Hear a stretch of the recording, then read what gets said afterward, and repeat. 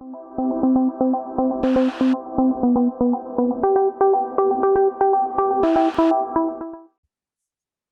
pessoal, Antônio Lima, embaixador da BNC, e hoje nós vamos falar das vantagens e benefícios das empresas MEs e EPPs em participação em licitações, em especial no pregão eletrônico. Então, existem alguns benefícios que as empresas MEs, EPPs e também os MEIs, quando couber, têm em relação às empresas que não são consideradas MEs, EPPs ou MEIs. A primeira delas é o empate ficto. Empate ficto. Antônio, o que é um empate ficto? Bom, o empate ficto, como o próprio nome diz, é um empate fictício, tá? É um empate fictício.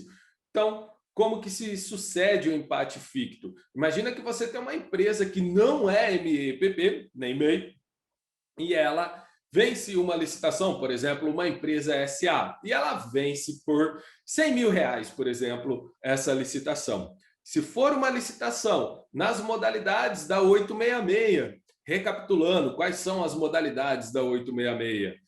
Concorrência, tomada de preços e convite. Se for uma dessas modalidades, toda empresa MEPP que estiver até 10% do menor preço poderá cobrir a oferta. Então veja, ela está em empate ficto. Então imagine o seguinte, uma empresa venceu, uma empresa SA venceu aquele certame por R$ 100.000 e uma empresa ME está com R$ 110.000. 10%. Ele está na margem de empate ficto, então ele poderá cobrir a oferta dessa empresa SA e sagrar-se vencedor daquele certame. Lembrando, modalidades da 866, concorrência, tomada de preço, convite, não existe a possibilidade de lances, igual a gente vê no pregão. Porém, quando o empate ficto, a empresa ME pode cobrir o valor. Então, isso é empate ficto nas modalidades da 866. Agora, o empate ficto na modalidade do pregão, Lei 10.520, Decreto 10.024 ou Decreto 5.450 para aqueles que regulamentaram. Então, vamos lá. No pregão, o empate ficto é de 5%. Ok? Então, imagina a mesma situação. Uma empresa SA venceu a licitação por R$ 100.000. A empresa ME está com R$ 105.000. É considerado empate ficto e ela pode cobrir o preço da empresa SA. Então, o que vai acontecer? Na própria legislação, ela diz que o pregoeiro vai conceder um prazo de até 5 minutos para que a licitante ME, o fornecedor ME, cubra o valor da licitante SA, por exemplo, de uma empresa que não é MEPP. Tá? No pregão, a própria legislação diz que são 5 minutos. Lembre-se, no sistema ele vai fazer isso praticamente automaticamente. Então, se você é uma empresa ME, o sistema vai fazer isso automaticamente. E alguns sistemas pedem comando do pregoeiro, outros não. Então, tem que ficar muito atentos à etapa de lances quando o pregão, em especial pregão eletrônico, ok?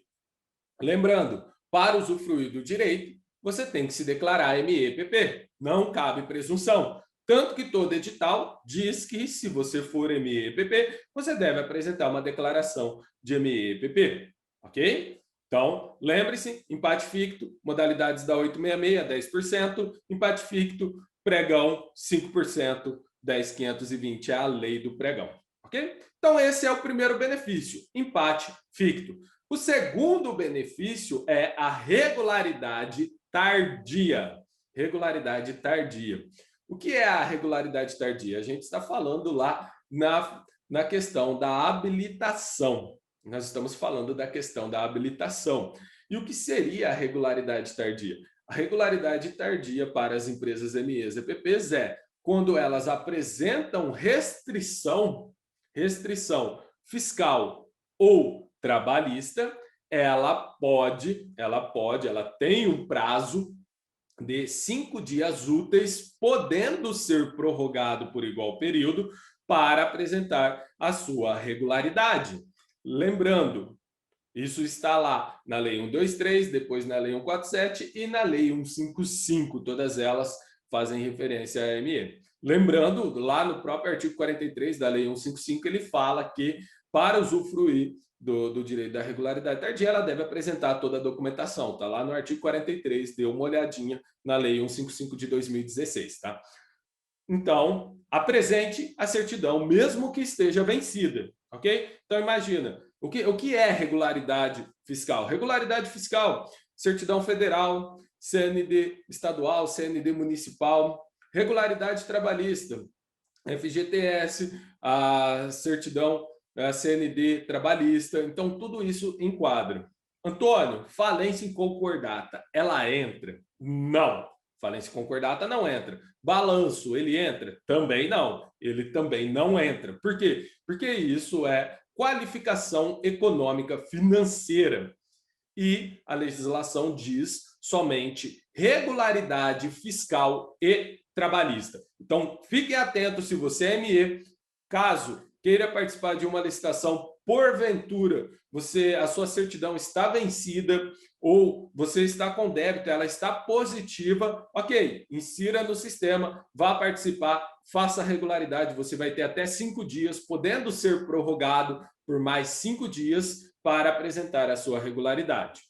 Tem que ficar atento nessa questão dos 5 dias, tá? Tem que ficar atento, porque o prazo são 5 dias, podendo ser prorrogado, só que essa prorrogação não é automática e não cabe ao órgão público presumir que a licitante quer a prorrogação. Então, você, fornecedor, você, licitante, quando verificar que está terminando o prazo dos 5 dias e você verificou que não conseguiu a sua certidão atualizada, comprovando a sua regularidade, você tem que solicitar formalmente ao órgão público mais 5 dias e o órgão público não é obrigado a conceder mais 5 dias. O órgão público pode analisar e pode dizer, não, para essa contratação, eu estou com uma certa pressa e não vai dar para segurar mais 5 dias. Infelizmente, você será inabilitado.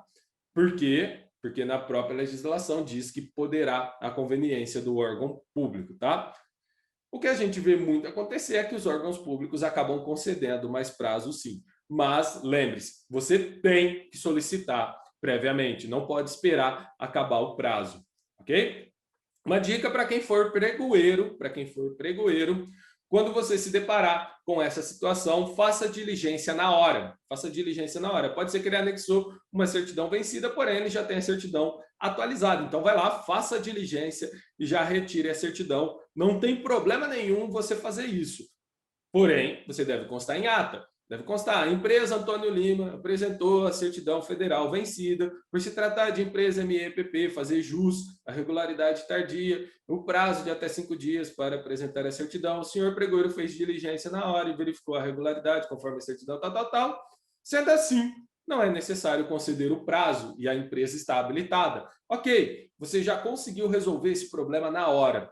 É muito benéfico isso, ok? Então, já falamos do empate ficto, falamos da regularidade tardia e agora vamos falar de licitação exclusiva e cota reservada, tá? O que seria uma licitação exclusiva e cota reservada? Toda e qualquer licitação até R$80 mil, ela deve ser exclusiva para empresas MEs, EPPs ou MEIs.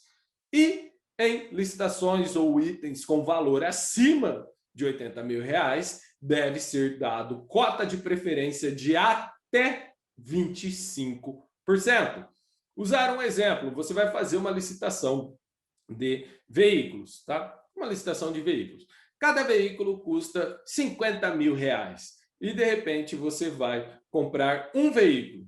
Se for um veículo, R$50 mil, licitação exclusiva para MEPP, ok? Agora, eu estou comprando 4 veículos, por exemplo. Eu estou comprando 4 veículos e cada um custa R$50 mil, são R$200 mil. Então, nesse caso, eu não preciso fazer exclusivo. Porém, um dos veículos, 25%, eu tenho que reservar para a cota reservada, ok? Então, um dos veículos é exclusivo para ME, os outros são para ampla concorrência.